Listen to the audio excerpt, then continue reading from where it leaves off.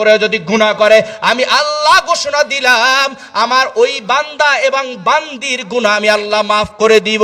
শুধু মাফ করব এমনটাই না, 10 দুনিয়ার সমান একটা জান্নাত তাকে আমি হাসতে হাসতে হাদিয়া দিয়া দিব। সুবহানাল্লাহ।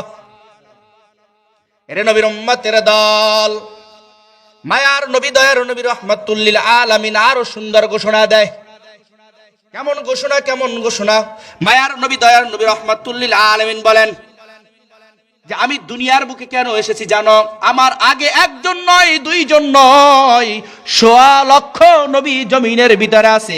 আমার নবী উদাহরণ দিয়া বলেন, হাদিসের ভিতরে দেখলাম আমার নবী উদাহরণ দেয়, একটা ঘর কি সুন্দর করে সাজাইলো, সুন্দর করে বানাইলো, বানানোর পরে একটা ইট ফাঁকা রাখছে।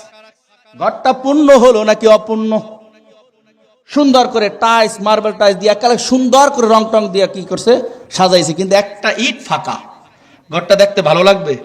আমার নবী বলেন আমি হলাম শেষ নবী, ওই ইটটা হলাম আমি, আমাকে দিয়ে আল্লাহ পূর্ণ করেছেন, নবুয়তের ঘরটা পূর্ণ করেছেন। আনা খাতামুন নাবিয়্যিন লা নাবিয়্যা বাদি, আমি সর্বশেষ নবী, আমার পরে কোনো নবী নাই। এই জন্য মায়ার নবী দয়ার নবী রাহমাতুল লিল আলামিন ওমরকে লক্ষ্য করবে, বলে ওমর আমি নবীকে তুমি কতটুকু মহাব্বত করো?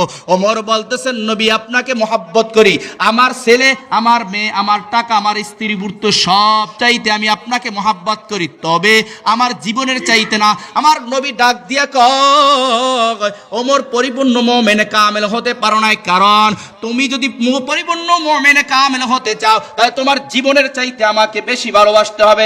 ওমর জিম খায়া গেলেন। কি কইল মায়ার নবী? কিছুক্ষণ পরে বলে আল্লাহর কসম আমি ইরাদা করেছি আমার জীবন, আমার ধন সম্পদ, টাকা পয়সা আপনার দিকে তীর আসার আগে আমি ওমরের বুকের ভিতরে তীর ঢুকবে, আমি বেঁচে থাকতে আপনার গায়ের ভিতরে ফুলের একটা টোকা লাগতে পারবে না।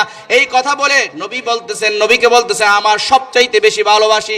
নবী বলতেছেন তুমি এখন পরিপূর্ণ মুমিনে কামেল হয়ে গেলা। যদি আমার বাবার চেয়ে আমার নবীকে বেশি ভালোবাসি, আমার মায়ের চেয়ে আমার নবীকে বেশি ভালোবাসি, কারণ মা আমার নবীর পরে, বাবা আমার নবীর পরে, কারণ দিন পাইছি বাবার থেকে না, দিন পাইছি মার থেকে না, দিন পাইছি নবী সাল্লাল্লাহু আলাইহি ওয়াসাল্লাম থেকে। মাকে ভালোবাসার কথাও নবী বলেছেন, বাবাকে ভালোবাসার কথাও নবী বলেছেন, নারীর অধিকারও আমার নবী দিয়েছেন। এই জন্য নবীর সুন্নাতের উপরে আমল করতে হবে। জাহিলিয়াত যুগে নবী আসার আগে, নবী হওয়ার আগে মহিলাদের যদি ঋতুস্রাব হইতো বা মহিলারা সন্তান যখন প্রস্রাব করতো তাকে বলা হয় নেফাস, আরবিতে মানে 40 দিন রক্ত প্রবাহিত হইতো। তখন আরবের ভিতরে একটা কালচার ছিল, যেই মহিলা 3 দিন, 5 দিন, 7 দিন, 10 দিন ঋতুস্রাব হয়, তখন আরবের একটা নীতি ছিল ওই মহিলাকে আলাদা একটা ঘরের ভিতরে দিত, সেখানে পাক করে খাইতো, সেখানে তিনি বসবাস করত, কোনো ভালো মানুষের সাথে মিশতে পারতো না। তারা মনে করতো এটা একটা অশুভ লক্ষণ।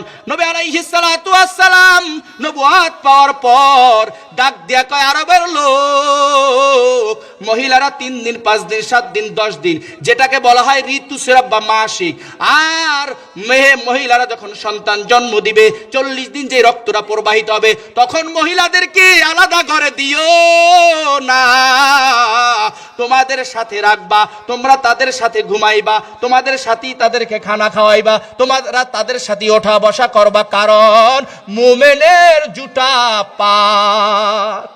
শব্দ একটা বলে দিছে, মুসলমানের কি জুতা পাক।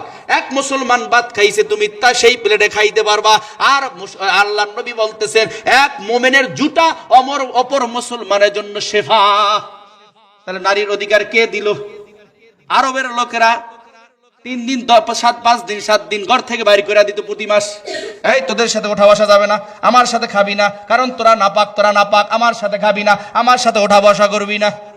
আর আল্লাহর নবী বলে না না না, মুমিনের যখন বলবে লা ইলাহা ইল্লাল্লাহ, মুসলমান হবে, সাথে সাথে তার মুখের জুতা পাক হয়ে যাবে। অধিকার কে দিল? কে দিল? কে দিল? আমার নবী দিয়েছেন। এরা নবীর উম্মতের দল, ভালো করে শুনে নাও, মায়ার নবী দয়ার নবী রাহমাতুল লিল আলামিন আরো মজার মজার মজার মজার কথা বলেন।